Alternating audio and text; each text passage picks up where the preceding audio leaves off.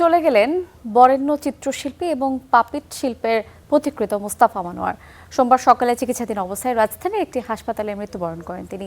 মুস্তাফা মনোয়ারের প্রথম জানাজা বাংলাদেশ টেলিভিশন প্রাঙ্গণে সম্পন্ন হয়েছে। পরবর্তীতে তার মরদেহ নেওয়া হয়েছে কেন্দ্রীয় শহীদ মিনারে।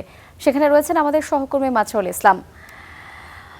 তামিম, আমাদেরকে জানাবেন যে শহীদ মিনারে নিশ্চয়ই তার মুস্তাফা মনোয়ার মরদেহ চলে এসেছে।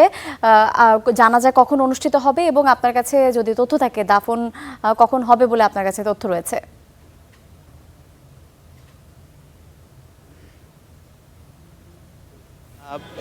কিংবদন্তি মুস্তাফা মনোয়ারের কিন্তু ইতিমধ্যেই প্রথম জানাজা বিটিভিতে অনুষ্ঠিত হয়েছে এবং এখানে সর্বস্তরের মানুষ এবং শহীদ মিনার আসলে এখানে সর্বস্তরের মানুষের শ্রদ্ধা নিবেদন পর্ব করার জন্য আসলে শহীদ মিনার নিয়ে আসা হয়েছে এবং এই যে আসলে সর্বস্তরের মানুষ এবং তার যে সহকর্মী দীর্ঘদিনের, তিনি আসলে শিল্পের এমন কোনো শাখা নেই যেখানে তার অবদান রাখেনি এবং সেখানে সব কিছু ছোঁয়া রয়েছে। সেই মানুষটিকে শেষ শ্রদ্ধা জানবার জন্য আসলে শহীদ মিনারে বাংলাদেশ গ্রুপ থিয়েটার ফেডারেশন এখানে আয়োজন করেছেন এবং সেখানে কিছুক্ষণ আগেই মরদেহটি নিয়ে আসা হয় এবং সেখানে আসলে অনেক মানুষ হয়েছে, এখন বক্তব্য রাখছেন তাকে নিয়ে মামুনুর রশিদ এবং আমরা অন্য অনেক গুণীজনদের সাথে কথা বলেছি। তারা বলেছেন যে আসলে এইরকম একজন কিংবদন্তি মানুষকে আসলে হারিয়ে বাংলাদেশের সংস্কৃতি অঙ্গনে একটি বড় ধরনের আসলে শূন্যতা তৈরি হয়েছে এবং এই শূন্যতা আসলে কোনোভাবেই পূরণ হবার নয়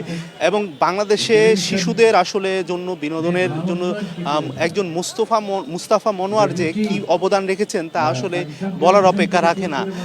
বাংলাদেশে আসলে তিনি পাপেট ম্যান হিসেবে খ্যাত এবং কয়েক প্রজন্মকে তিনি আসলে শিল্পের যে বীজ সেই বীজ বপন করে গেছেন। তাদের মধ্যে আসলে তিনি শিল্পের যে বার্তা সেটি ছড়িয়ে গেছেন এবং শিল্পীদের হাতে যে রং তুলির যে ব্যাপারটি সেই জায়গাটিতে তিনি আসলে অনেক বড় ধরনের কাজ করেছেন। বাংলাদেশের টেলিভিশনের অঙ্গনে তার ব্যাপক অবদান। তিনি শিল্পকলা একাডেমিরও মহাপরিচালক ছিলেন এবং বাংলাদেশ বিটিভিতে তিনি যে প্রোগ্রামগুলো করেছেন, বিশেষ করে মনের কথায়, সেখানে যে তিনি হাজির হতেন, রং তুলি দিয়ে আঁকতেন, এগুলো আসলে মানুষের মনে, মানুষের স্মৃতিতে শুধু এ প্রজন্মই নয়, আগে বহু প্রজন্ম তাকে আসলে এই একটি কারণে মনে রেখেছে এবং তার যে পাপেটে যে তার সৃষ্ট চরিত্রগুলো সেটি এখনও একবারেই জীবন্ত রয়েছে। এখন কিছুক্ষণ পরেই আসলে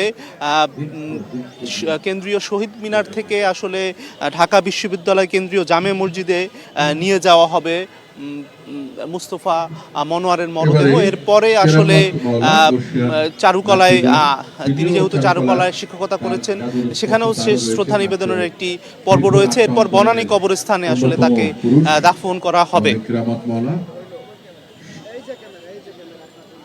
এখানে আপনারা দেখতে পাচ্ছেন যারা সংস্কৃতি ব্যক্তিত্বরা রয়েছেন তারা আসলে শ্রদ্ধা নিবেদন পর্ব চালিয়ে যাচ্ছেন। এখান থেকে আসলে কেন্দ্রীয় শহীদ মিনার থেকে এই ছিল আমার কাছে সবশেষ। ইমা, তামিম, আপনাকে ধন্যবাদ।